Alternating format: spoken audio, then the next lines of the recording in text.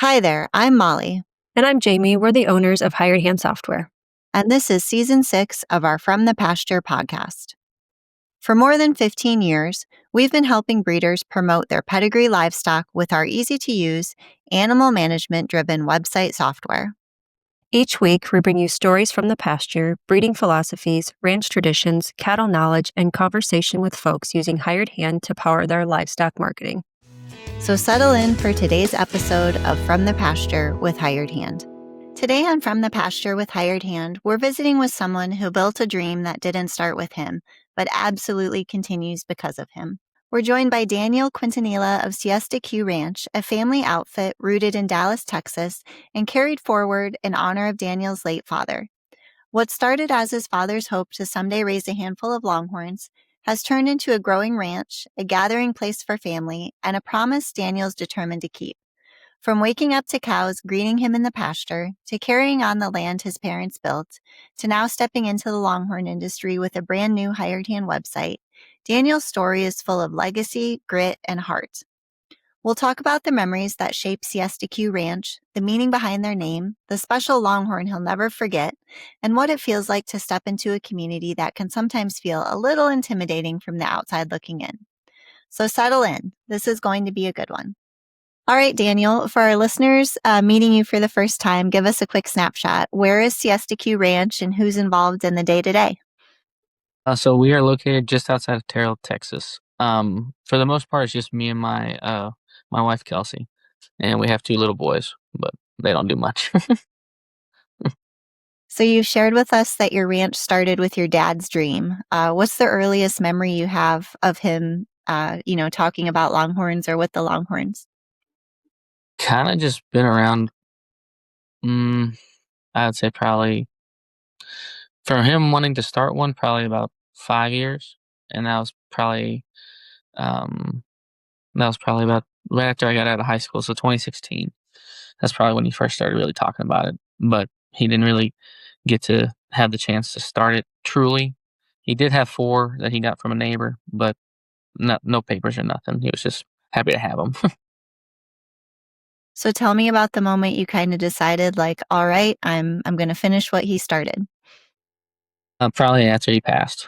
I was already living out here in one of our cabins ever since I got out of college, and then kind of after he passed, we kind of just decided, you know what, it's time to get it done, and at least that's something that we can remember him from day to day. Tell me a little bit about, some stories you remember of him, especially from the ranching and the Longhorns. Mm. We used to love going to the stock shows. You know, that's where we first really got our chance to look at them, at the Fort Worth one, or sometimes we would go to San Antonio. We have a lot of family there, and then we would go to the State Fair. That's kind of where we first would see them in person, and then that's what he always kept talking about. He was a big fan of UT and Longhorn, so he always saw Bevo. So just kind of gave him the excitement to want to get into it at some point. Well, when we were working on your website, our team here, was talking about your About Us page. It's probably one of the most heartfelt About Us pages that we've ever read or, worked on here at Hired Hand. What values from your dad do you still lean on most today, with the ranch and when it comes to your breeding program? Just the knowing that if you do it and you take the time and you take pride in what you do, that's kind of the biggest thing he always did. Anything that he did, he either did it for himself, by himself, or for somebody that he cared about. So it gives me kind of the opportunity to do that for my kids now, and to kind of just keep following his ideals and to put them into my kids since he never got the chance to meet them himself. So tell me a little bit more about how the transition happened. So you were needing property for storage. I believe we kind of talked about this a little bit as we were prepping for the podcast, and then it kind of has moved into a hobby farm to a gathering place for your whole family. Just tell me a little bit about the road through those different changes. Um, I'd say probably when it first was just an idea of keeping stuff here for storage was more or less, for our business that we have, and then once he started realizing, "Oh, I can turn this into something," and for a good while, it was the first few years was kinda just clearing the land, getting it ready and able to have cows and, get grass growing and everything like that, and then, once he got that stuff started sorted out, then he built, uh built his first cabin out here for him and my mom, and then, we would come during the weekends. Well, then he started to get the idea, well, I kind of miss my family because he always travels down to San Antonio to see them, and that's what we would do, and then he was like, "Well, what if there's a way I can get my family to come up here?" And so what he did is he we made a pavilion location, kinda just able to have parties and gatherings, and our party with him was for his birthday, essentially, and it was always Labor Day weekend, so it gave the family a chance to all come down, get off of work, enjoy a couple days, not worry about anything, and just be at peace. His biggest thing here was, "If I came out here, I'm gonna be zoned out, relaxed, comfortable, watching cows, and that's it." That's awesome. That's how it should be, right? Mhm. Well, the name Siesta Q Ranch has such a cool history tied to it. You touched a little bit on his job, so let's talk a little bit about SAS, which is San Antonio Shoes, and Siesta Valley Ranch. Can you walk us through the connection and why naming the ranches that felt right? He kinda saw it as when he first started helping with the shoe company and getting that going. I mean, he would travel all over the US to open up shops and factories. And so when he kinda got tired of it or Terry almost essentially had to force him to take a break.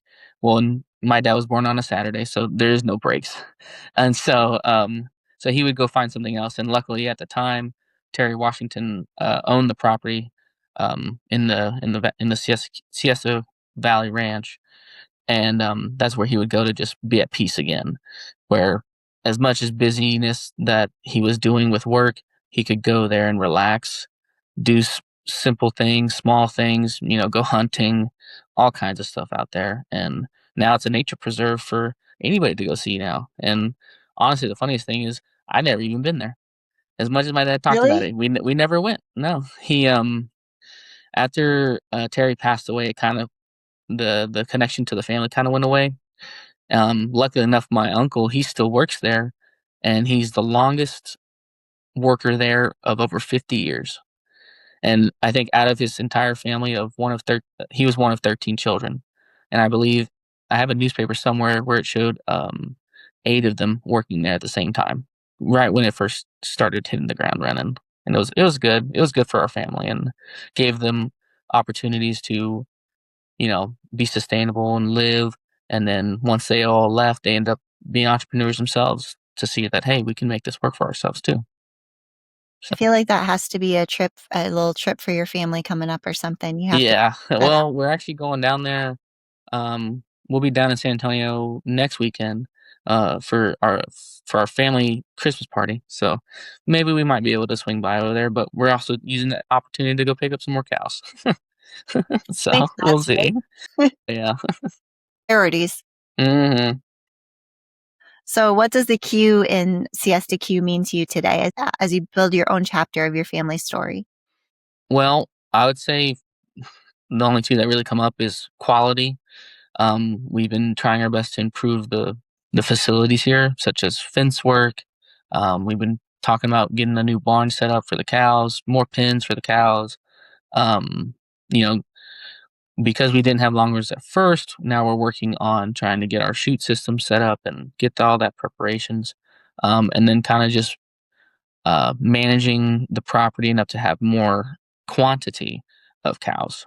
So far, right now, I think we have 20, 26. And then by the end of the year, we should have probably 28, and then we should have two more early 2026. So we're kind of just waiting for our first calves to drop. We had three drop no, four drop. We had four drop this year, four calves, and one of them was on our bulls. So it was one that we got with a pregnant cow. So we've only had two. So we're excited to see what comes out this year. What's kind of your ideal number that you'd like to be at in terms of the size of your herd? Um, Honestly, probably the way that I have it kinda mapped out with, because we have a smaller property, it's not I wouldn't call it big by any means, um, but there's a lot of area of the property that the cows don't really bother with. Some parts are still fenced off, so given the chance for grass to grow there, I could see that we could probably get a sustainable herd for cows themselves, for just females, that are breedable. I'd say probably if we can get to 30, that'd be a good number, and then rotate with our calves. So I would say probably at max, probably 45 to 50, but I've been really trying hard to, get more leasing opportunities for hay. We do that all by myself, and this next year, we just got one additional field, so I got plenty of hay to hopefully feed them, but we grain them out as well, so, we kinda just we have the sustainability now that we can feed them out all year round. They're comfortable, they're healthy, they're getting bigger. It's been a slow process, but we're trying to take our time, although there's a lot of pretty cows that we like to get. It's hard to not just buy them all up, isn't it? Yes, yes, very much so. And my wife, she's like, "We need to slow down and we need to improve stuff here first before we get more." I'm like, "I agree," but then we both look at a cow and we're like, "Oh, we can't give that up." Every time. Well, when we were preparing for today's podcast, we asked you some questions, and you had mentioned that your favorite part of ranching is just walking outside in the morning and seeing your cows grazing or coming up to say hello. Talk me through what the typical start of the day is like at your place for you and Kelsey. Oh, I guess to start off, we probably sleep in longer than we should, and then our kid comes up and says, "We need to watch TV or get some food." And he's only 3 years old, so it's more or less just, "Ma, wake up." But usually, I go check the cows every morning, no matter cold, raining, whatever you have. Yeah, I always go out and make sure my numbers are still there of all the same cows counted for. Um, it's just always quiet. As soon as you walk outside, it is dead quiet. You get a couple cars down the road, but that's about it. You walk down there and you walk to the back, and there's a lot of times too where they're just standing right outside the door, just like, "Oh, hi, we're just eating some grass. Nice to see you. Good morning." And yeah, it's a nice feeling, especially when I was growing up. We lived in town in Dallas, and so you hear everything. Kids going to school, walking down the sidewalks, and it's a complete different uh, feeling, especially when you're out on property. Especially most ranchers, especially in the community, most of them live on property. So living at home, waking up, going to work, and then having the time to go out to the property to check on the cows, you save so much time. And yeah, it's a nice feeling for sure. There's a lot of breeders we talk to on these podcast interviews that it's their dream to be able to live on their ranch. They're not quite there yet. So Hmm. you've kind of done things in maybe a little bit of a different order. You live there, Yeah, now you're growing the herd. So yeah, exactly. We had small cabins that we called them weekend cabins because they didn't have every amenity that you would want to as a house. But for like right before we started purchasing cows, we were living in an apartment just right probably 20-30 minutes away. So we didn't have the idea yet to get a house here and save us some money in rent and go forward with living out here. And great decisions, amazing results, especially with just being out here. It's quieter, it's not loud. You don't have any neighbors. I mean, the closest neighbor's right over there, and he's still probably 200 yards away. That's a nice feeling when no one's really here. for sure. Mhm. Well, most of your herd must be pretty calm because you have your young kids, and then you like to just walk out there with your coffee and say hello. What kind of traits do you feel like you're naturally drawn to, or in the cattle that you are purchasing, and not necessarily bred on your own? What traits are you looking for? My favorite, I'm assuming a lot of people's favorites, would be the gray colors. I love all kinds of gray colors just for them cows. Um, that was kind of the first ones that we looked at. One of the first 3 that we got was a gray. And then the first bull that we chose to start with,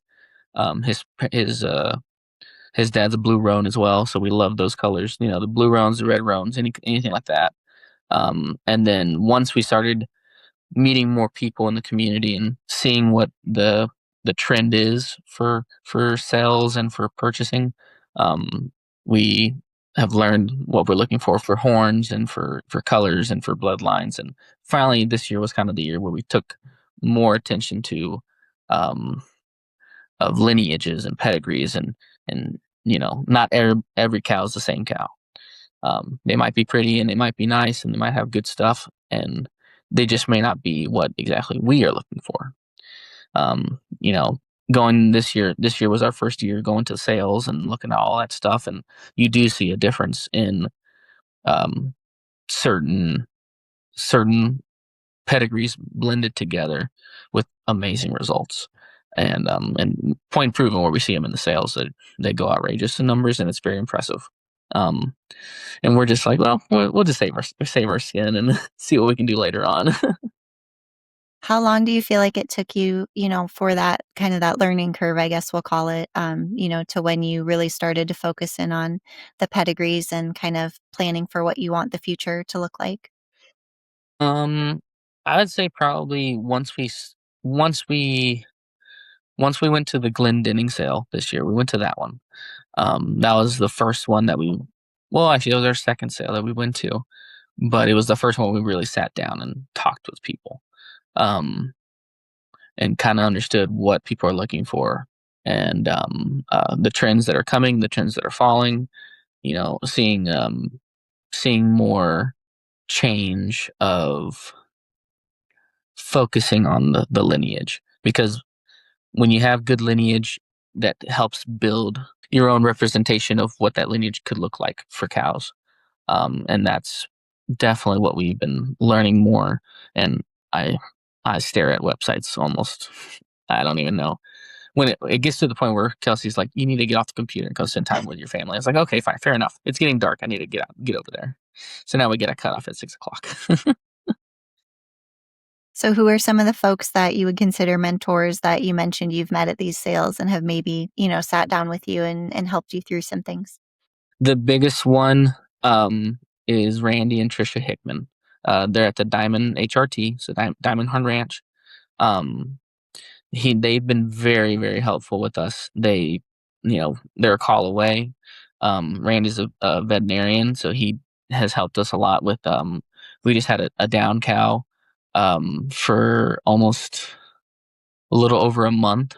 So we worked with her every single day, talked with them, talked to our local vet, talked with traveling vets. And the only unfortunate part is we never had the chance of anybody coming and looking at her. So we've been having to take care of everything ourselves. But with their knowledge and their help, they've essentially saved the cow. And I guess out of my stubbornness and will to keep her alive.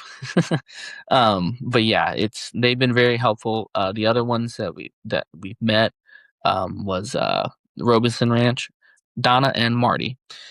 They've been very good to us. We've spent time with them for the Glendenning sale and the Legends. We were spending a good time with them as well, and yeah, very helpful. And it's always nice, especially when you don't know anybody for a good while, and then like especially at the Fiesta sale, you kind of just picked where you sit, and if you don't know them, hopefully you do talk to them, and that's what they did for us, and they were very, very nice people. And actually, I think at the Legend sale, we purchased one of their cows that were in the sale, and it was just nice to feel like kind of a full circle moment where you see what they have and you realize, okay, that's something that we're looking for, especially with what they offered. It was a good deal for us, and we liked it, and so we went for it. And he was happy enough to come sit down and talk with us for a good 20 minutes or so. Yeah, definitely, I would say that those two families, they're very, very been helpful to us. While we're talking about pedigrees and also some fellow breeders, let's talk about Vegas Vicky, Oh, the very first calf you had born on your property. What made mhm. her so special for you? I think it was just the realization that we did it. We were able to pick what we wanted to pick, breed how we wanted to, and that was the first result that popped out. And it was exactly what our end goal is that if we can get a gray baby to hit the ground or multiple hit the ground in the same year, that's what we look for. Because as much as we see other grays that are very very popular in the brand for the industry. You got Dark Knight, you got Dumpling, you got a bunch of different girls and guys that are fantastic cows and bulls. And if it's possible that I can increase the probability of popping out grays, that's kind of what I would um, like to be more known for. But obviously, you can't be perfect. But I'm gonna try. Well, I have Yeah. to admit, I went and looked at her picture when I was prepping for today. Do you think I feel like maybe, is she hard to photograph? She. I wouldn't say she was hard. I think at the time that we were taking those photos, it just rained. I didn't want to just get Kelsey in there with the camera and just going all berserk. But like her But color, right? Like her color, I think yeah, so maybe hard she's to. majority almost white, except for she has like little gray socks, and then her ears. So I'm hoping that with her dad's blue roan in his background is going to end up speckling her as she gets bigger. So hopefully we see that and we can start taking clear more photos of what she could potentially be. But her mother's a gray, and she has it more just on her face and her neck, almost like a like a mask. The whole face and all the way down to about half the neck is gray, and then she has a couple spots. So it's kind of it. It didn't surprise me that she was going to turn out that way, but I'm hoping that as she gets bigger and bigger, the roan starts showing more, so we can see more smaller spots and maybe a speckle of something. But it kind of just meant the world to us that she was the first one, um, and it was the first one that we chose exactly how we wanted to breed, and it's just fulfilling, just the fact that you know we went from buying and buying and buying, and now we have our first ourselves, and it made us feel very good. And it of course happened while we weren't there, but we were lucky enough to see that her mother was starting to bag, and so we went ahead and put her in a pen, and sure enough, by the time we got back, she was already out, and I was like, wow, that's amazing, and felt good. And then probably within a week later, the second one dropped, and I was like, oh great, there's Vic. Just had to put them together because they were the only two born. How did you come up with her name? We were in Vegas. It's pretty much that. I think when we went over there and we went to the Neon Museum. So they were telling us all about the history of Vegas Vic and Vegas Vicky, and we ended up going to go see them out on Fremont Street. And then as soon as we got home, and it was a girl, and I was like, "Oh, that's gonna be Vicky." There you go. And then it gave it a perfect yin and yang for our Bulls' first two to be a boy and a girl. So we figured just match it and just go with that. So do you have any other funny or maybe unexpected stories from raising your first round of calves?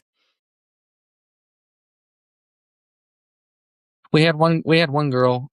She's our last one from our former herd that we had to dispose of to move to Longhorns. She's a half blood Longhorn to Angus, and she gave birth, and probably she gave birth to a bull calf, and before we even found her and him, we went to go feed everybody just like we normally would every day, and she just comes sprinting across the field and just left the baby. I was like, oh my god, no, don't do that. And I didn't even know she was having the baby today because her bag wasn't really all the way down yet. And so we ran and tried to find the baby, grabbed him, drove him all the way to the pen. It was like, hey, come on, mom, come get him. And she was all screaming and screaming, and finally got her in there. And then she was just trying to be like, well, I don't want him. I want the feed. It's like, no, no, no. We'll bring you some more feed. You can stay in here. It was just a funny mess because we were just sitting there just watching her, and we're like, what? What's hanging out of her? And then we're like, oh snap, she had a baby. So we ran and ran. Oh my gosh, that was the first time we actually like, because we had the two prior, then she had her baby, so we already had the other two mothers still in the pens with their babies. So I was like, well, if we get her in there, they'll at least stick together and won't cause too big of an issue of running around. And but yeah, that was our first true uh surprise events that we had to deal with. Which it was a good time. We luckily got her in there, got her safe. Baby was doing great. So now we're just getting him ready for butcher and just feeding him out. And he's a good bull. He's a bull calf. So you've mentioned a lot in your stories about mom and dad or the sire and dam. Tell me a little bit more in depth about the parents of these animals and the bloodlines that you're breeding.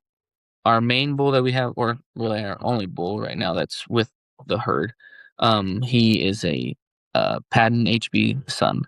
So we wanted to look for horn growth. We want to look for the blue roan to kind of introduce it to more different lines. After that, we then started acquiring gold mine daughters and granddaughters.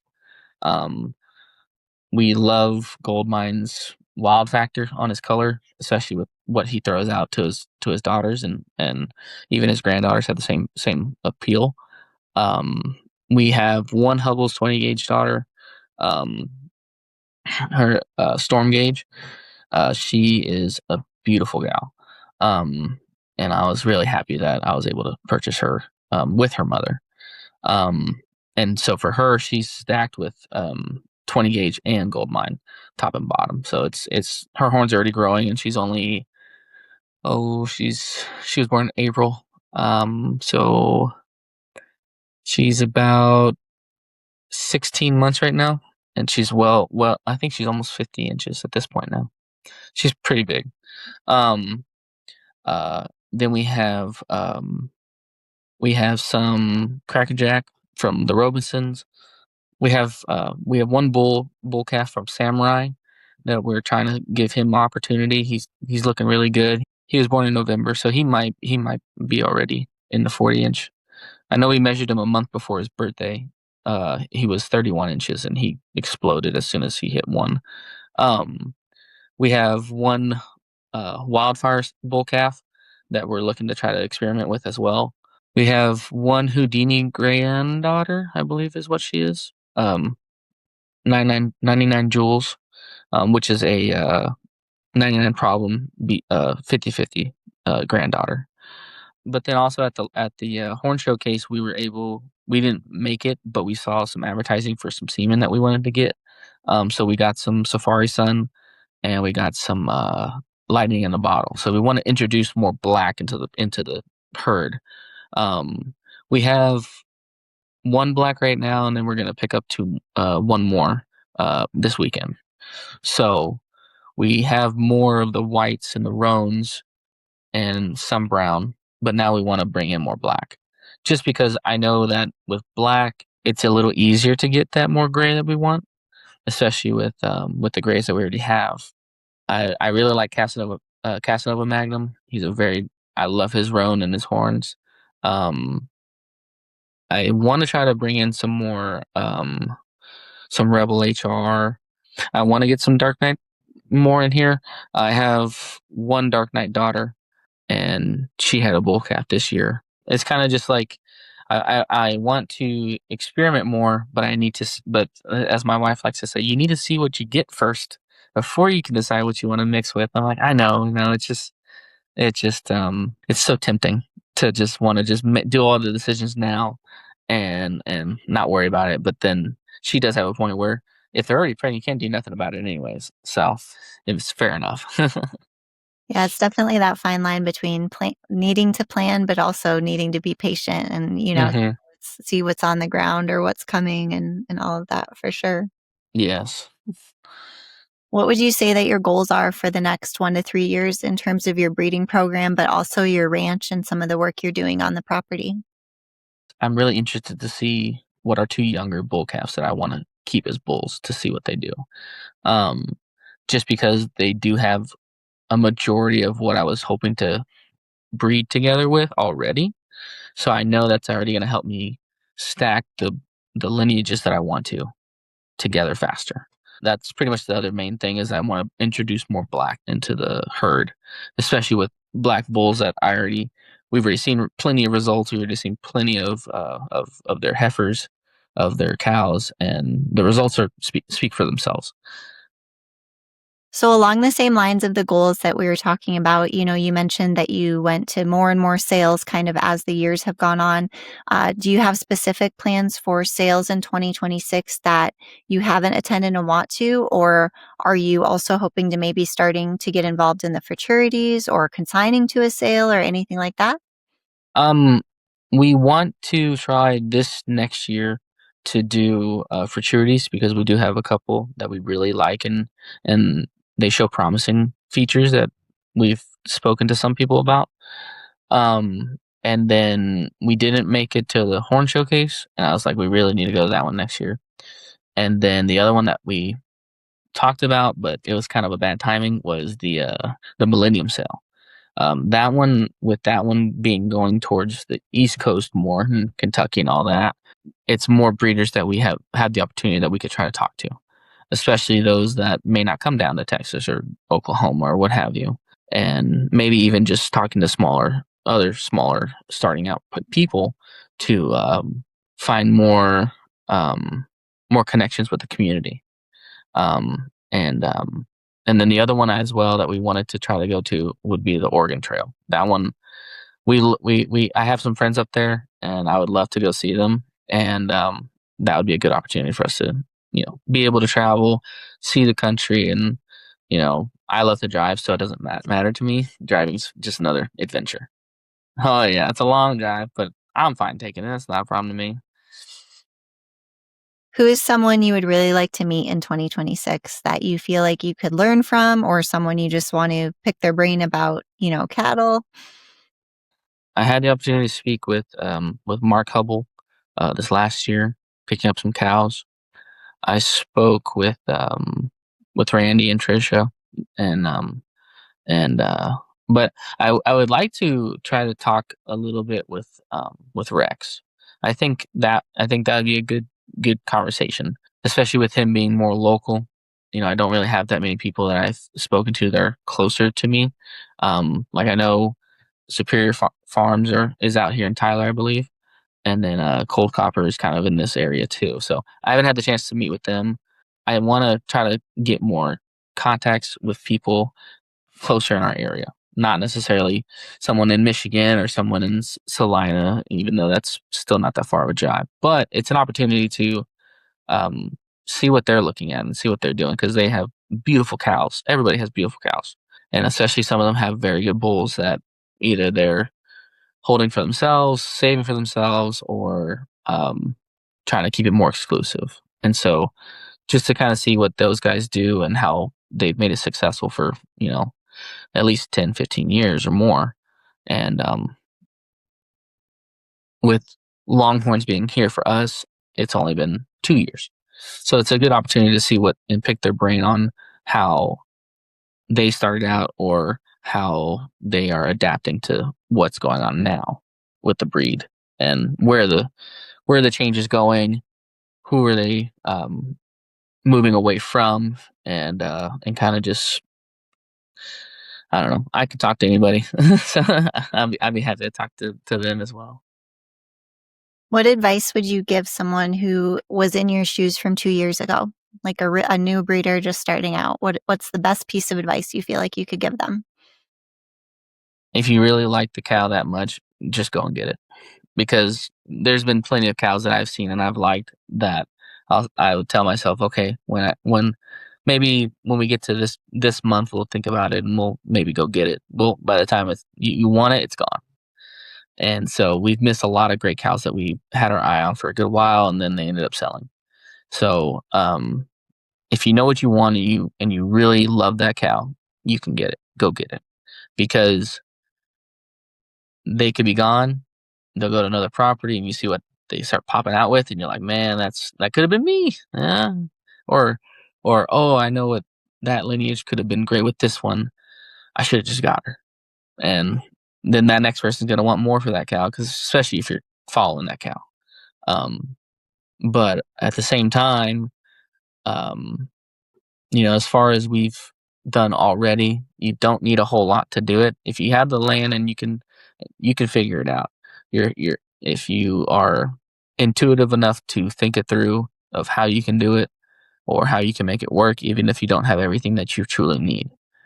We've been doing that and hopefully get to a point where we don't have to do that. Take it slow. You don't have to rush. And if there's a cow you really want, you should get it. Don't second guess yourself. That's All a right. So good. who's this cow that haunts you? Because I feel like this is personal. I think it was the very first sale that we went to at the Eddie Wood. It was a patent daughter, almost right at the end of the sale. Um, I I had a set limit that I wanted to spend on her. It went over that set limit, but only by a little bit more, and I said no. And then I really it really hurt a little bit, and I ended up so then I ended up buying the one right after her because I was like, I wanted to get something, and turned out it was a great purchase for that cow. She's fantastic. She does whine a lot when she wants food, but she's great. Um, and and that was the one that, because it was our first sale and I was nervous to be bidding at all. But yeah, that was the one. That's the one that could have been the first one purchased at a sale that I guess I got just a second guess in my head, and she was gone. And I was like, man, oh yeah, So do you still stalk her on a website today? no, No? You let no. it go, huh? I let it go because I knew that I can. There's always going to be more. And yes, there's some where there won't be the same ever again. Um, you look at Danica. That girl's a beauty, and she sold for a lot of money. There's a bunch of those 1 in a million cows that people are going to pay for, and you can always make your own to look the same. And I know I can make the cow that I didn't buy. I can make her right now if I wanted to, because I have the ability. I have the correct bloodlines to copy her, and that's okay. Well, let's talk a little bit about your new hired hand website. What made you feel like now was the right time to get a website for Siesta Q? I really wanted to get the website before the true calf crops happened this year. Once the first two or first three that came out, we knew that we got to start, you know, representing them and representing their parents and showing everyone, hey, look, this is what we're producing over here. It may not be for everybody, and it may not be what you want to see, but for somebody that cow might be something special to them. And so having the website gives you the complete opportunity to see what what their lineage is, what their pedigree looks like, who they came from, and keeping track of all the cows and making sure, oh, this one's over here or this one's there, or oh wow, they have this bull with this cow. We'll see what happens, and we'll keep our eye out on them. But it's the website's just so helpful because especially when you want to dive deep into the cow, you can go to every person's website to find out where their parents are located or their grandparents are located, or oh, this one's still alive and it's 20 years old. You never know. But it was our first step truly of turning the hobby to a reality of trying to make sales and trying to show everyone what we have, and especially for us, we just started with just having a Facebook page to showing here and there of our cows, and even still, we've had some people um, reach out to us through Facebook, which is fantastic. But having the website shows all the cows at any moment that they would want to look, and that's definitely the game changer that we saw. That's the game changer that we heard from all of our other people we've talked to about the website, and you can't go wrong with having it. It's too good. Well, as a website user, not necessarily, a customer, you mentioned that you like the simplicity of just being able to scroll through the lineage. How do you feel like that has helped you as a new breeder? It especially when you're trying to combine certain pedigrees, or if you wanted to add the same pedigree into the same, or to stack them, or top or bottom, or however everyone wants to put it. That definitely helps, especially if you can go through the website and you can see their progeny, and you see what they produce, especially if you find a cow that or a bull that matches what you want to do at your property, and you can see somebody else tried it and they were successful. Well, then you know that you're on the right track to being successful to what you want to get and what you want to have. There's an endless supply of research that you have there to your ability that you can do. And it's so helpful. It's just great. What's something on your new website that you're excited for people to see or learn about you? Our younger bull calves. Because we have the two that we purchased out of a sale, but they fit the criterias of the lineages that we wanted, even if it was a bull calf. And so we're going to give them both the opportunity to try to breed with a few girls, kind of see what happens, kind of see what comes out, to decide, okay, are we going to keep them? Are we going to go ahead and pass them along or whatnot? And I call it micro breeding. I don't know if anybody's already came up with that idea, but essentially doing miniature herds to spread the gene pool a little bit further of availability for our main bull. Because if our main bull produces however many calves that he wants to, well, then we have to find a new direction to move those calves to go. And by seeing what those two younger bulls can produce, or who knows if one of them ends up exploding his horns in 3 years. If I can do my lineage combinations together faster with two bulls that already had the stuff that I was looking for, with a current bull that we have that is exactly what I wanted, then I can pivot from there of, okay, main bull's not doing too well with horn growth. Maybe he's going to take too long. Maybe we should put him aside with only a few girls and bring one of the younger bulls in to breed with the rest. So then we can keep the genetics clean to refine what we're looking to do. So how long do you have to wait to see those results? When will those calves be on the ground? So I have one bull calf right now, Blades of Honor. He is with 3 girls right now. One of them is a gladiator daughter. One of them is a 20 gauge daughter, and the third one's running away from him right now. He's got Houdini in his lineage with Samurai and 99 Problems. So I see that he's gonna have somewhat more thicker growth all around. So I want to see what he looks like with those couple of cows. And then the other one is on top. He's a Wildfire Sun with a patent on the bottom.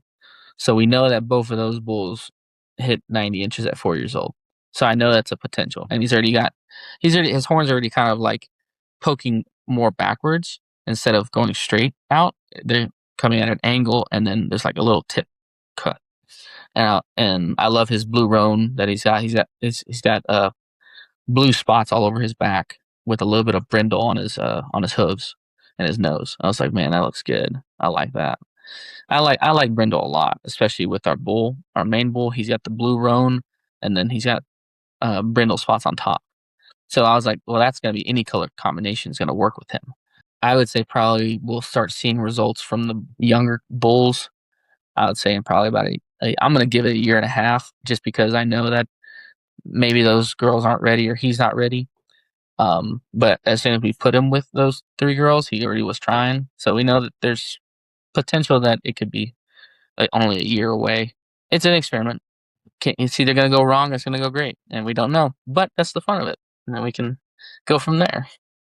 Gives folks lots of reasons to keep coming back and checking your website for updates as well. Yes, exactly. That's always the goal.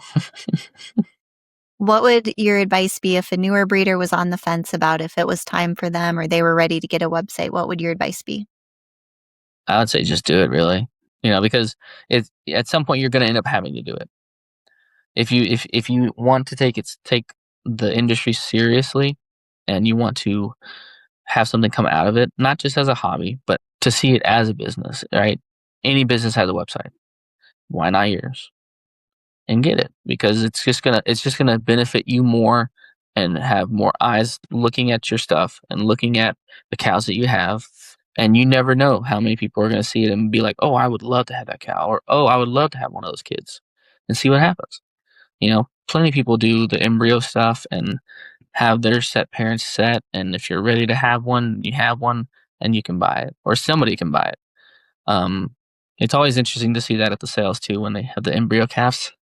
It's always really cool and fascinating, and we're only like 20 minutes from champions, so we're able to make that a little bit easier for us, to where we want to introduce more bulls into the gene pool and into the herd. I only got to drive 20 minutes to get AI'd for it, and the website. I mean, it's a stepping stone to move forward with the herd to become more recognizable, and to be able to be viewed anytime, and being able to communicate even with anybody that wants to reach out to you, because everything's there. And especially for us, we try to have a goal of always trying to update the photos, always trying to do what we can on getting the right angle for the horns and getting side profiles. And as soon as we got the website live, we just started running with taking the camera. So now every morning that I have a chance to make a cup of coffee and walk out there, if I see the right angle, I'm taking that shot and I'm getting a good photo.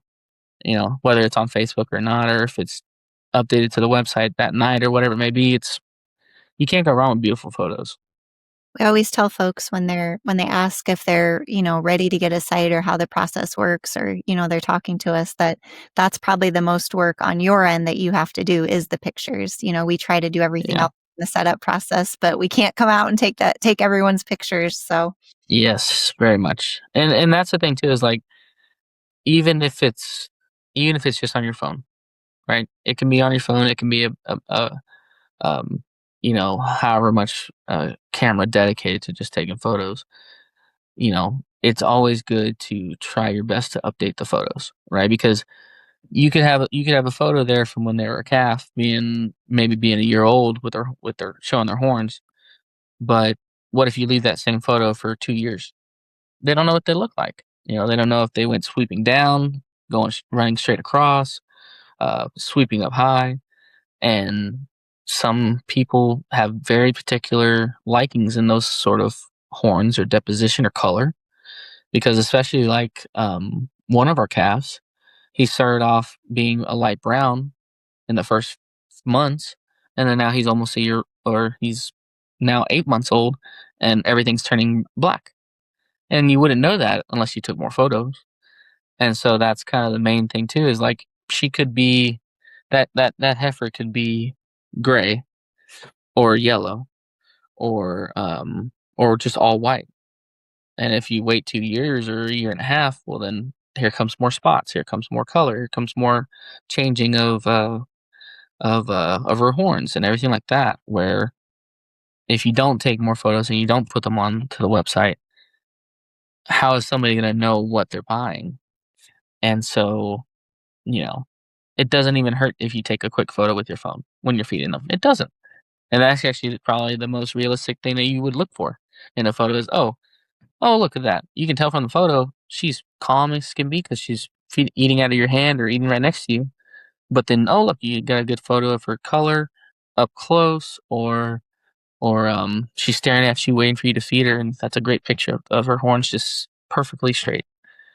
Um, and that's kind of the biggest thing why we wanted to do the website, was just to show the cows. That's the whole goal, is to show the cows. You don't have to talk to me. You don't have to speak to me at a sale. It's fine, but you can see those cows at any time. And then I'll update the photos every month if you really wanted it to. It's not a problem to me.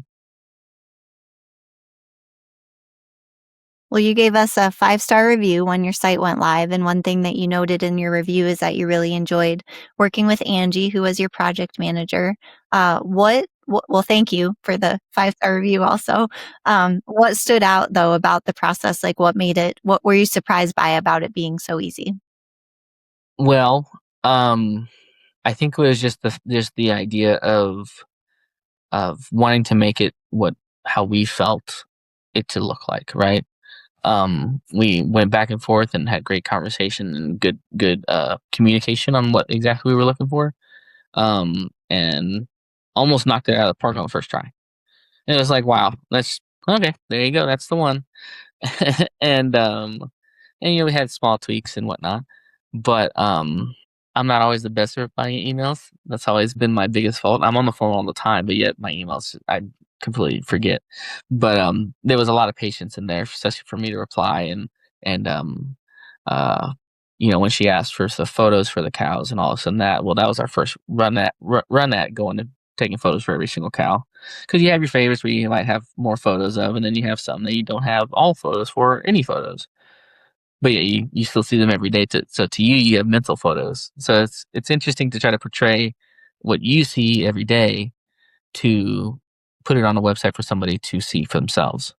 And we even noticed too on the Hired Hand website, you can put videos as well, and you can take photos and more videos and watching them walk or watching them turn or, I think there's one photo I took right before Thanksgiving.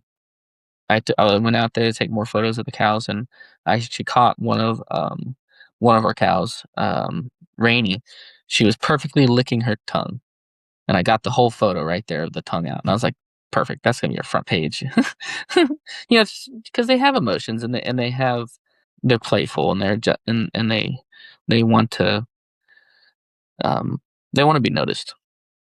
Well, do you think that if your dad could see the ranch today, he would be happy with what you've done with it, or what would he say to you, do you think? I think he would be very happy. I think he'd probably have more fun at the sales than actually sitting here watching cows.